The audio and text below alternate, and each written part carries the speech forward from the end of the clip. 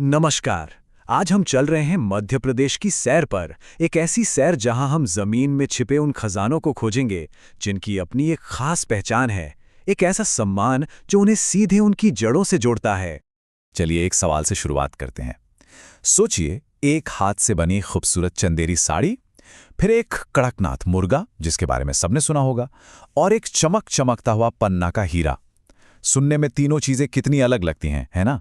पर सच तो यह है कि इनमें एक बहुत गहरी और खास बात कॉमन है। जरा सोचिए, क्या हो सकता है? तो इसका जवाब है, इन सभी पर एक स्पेशल मुहर लगी होती है। एक ऐसा टैग जो इनकी असलियत और इनकी बेहतरीन क्वालिटी की गारंटी देता है। ये टैग हमें बताता है कि ये सिर्फ कोई चीज़ नहीं है, बल्कि एक जगह की कहानी है, वहाँ की कला और परंपरा का एक जीता जागता हिस्सा है। और इसी मुहर को हम कहते हैं ज्योग्राफिकल इंडिकेशन टैग, या आसान भाषा में जीआई टैग। ये एक तरह का सर्टिफिकेट है जो किसी भी प्रोडक्ट को उसके असली ज्योग्राफिकल लोकेशन से जोड़ता है। भारत में इसके लिए कानून 1999 में बना था। और आपको पता है सबसे पहला जीआई टैग किसे मिला? 2004 में दार्जिलिंग की चाय को। तो ये टैग उस प्रोडक्ट पर उस जगह का एक खास हक बना देता है, ताकि उसकी पहचान कोई और ना चुरा सके। तो चलिए मध्य प्रदेश के इस जीआई टैग वाले खजाने की खोज शुरू करते हैं। सबसे पहले हम चलते हैं कारीगरों के हुनर की दुनिया में, जहां बात होगी हाथ से बनी चीजों और यहां के मशहूर कपड़ों की। मध्य प्रदेश का जिक्र हो और साड़ियों की बात ना हो, ये तो हो ही नहीं सकता। देखिए, 2005-06 में अशोकनगर की चंदेरी साड़ी को ये सम्मान मिला। फिर 2012-13 में खरगोन की मशहूर महेश्वरी साड़ी को, और अभी हाल ही में 2023 में बालाघाट की वारा सीवनी साड़ी को भी जीआई टैग मिल गया। हर साड़ी की अपनी बुनाई है, अपना अंदाज, अपनी एक कहानी है। लेकिन कहानी सिर्फ साड़ियों पर ही खत्म नहीं होती। इंदौर के वो अनोखे चमड़े के खिलौने, धार के खूबसूरत बाग प्रिंट्स, दतिया और टीकमगढ़ के बेल मेटल के बर्तन, और हाँ, उज्जैन के शानदार बाटिक प्रिंट्स, ये सब यहाँ की कला और संस्कृति के बेहतरीन नमूने हैं।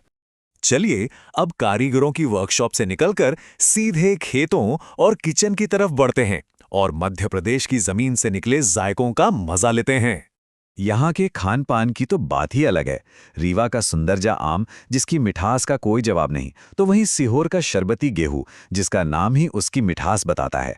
और भला रतलाम की चटपटी सेव और मुरैना की कुरकुरी गजक को कौन भूल सकता है। इन सब को अपनी इसी खासियत के लिए जीआई टैग मिला हुआ है। और फिर आता है झाबुआ का कड़कनाथ मुर्गा। ये सिर्फ एक मुर्गा नहीं, एक पहचान है। ये जो पूरा का पूरा काला होता है ना, अपने खास स्वाद और हेल्थ बेनिफिट्स के लिए जाना जाता है। 2018-19 में इसे भी जीआई टैग से नवाजा गया। अब एक बहुत ही मजेदार बात, क्या ऐसा हो सकता है कि एक ही चीज को दो अलग अलग राज्य अपना कहें? जी हां, बिल्कुल हो सकता है। जैसे नागपुर का संतरा, इसकी पहचान मध्य प्रदेश के छिंदवाड़ा से भी है और महाराष्ट्र के नागपुर से भी। इसीलिए इसे एक जॉइंट जीआई टैग दिया गया है। और ये अकेला ऐसा उदाहरण नहीं है। महोबा देसावरी पान और कठिया गेहूं, इन दोनों की विरासत मध्य प्रदेश और पड़ोस के उत्तर प्रदेश में बटी हुई है। ये दिखाता है कि स्वाद और संस्कृति किसी बॉर्डर की मोहताज नहीं होती। अब जरा उन प्रोडक्ट्स पर नजर डालते हैं जो हाल ही में इस खास लिस्ट में शामिल हुए हैं।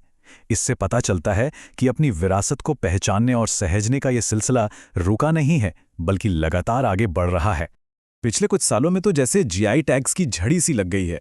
2023 में डिंडोरी की गोंड पेंटिंग, ग्वालियर के शाही कालीन और जबलपुर के पत्थर शिल्प को ये पहचान मिली। फिर 2024 में रतलाम के खास रियावन लहसुन ने इस लिस्ट में अपनी जगह बनाई। और फिर आया साल 2025, जो अपने साथ एक पूरा शाही खजाना लेकर आया।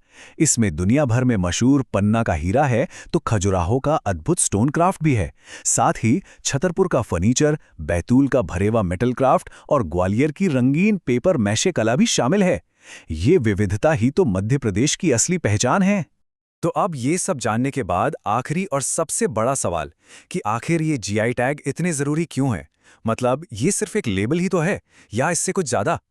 देखिए, ये टैग सिर्फ एक लेबल नहीं है। सबसे पहले तो ये हमारी सांस्कृतिक और पारंपरिक विरासत को बचाता है। फिर ये वहाँ के लोकल कारीगरों और किसानों को सपोर्ट करता है, उनकी आमदनी बढ़ाता है और हम जैसे खरीदारों को असली चीज मिलने की गारंटी देता है। साथ ही ये नकली प्रोडक्ट्स को बाजार से दूर रखकर उस पूरे इलाके की इकोनॉमी को भी फायदा पहुंचाता है।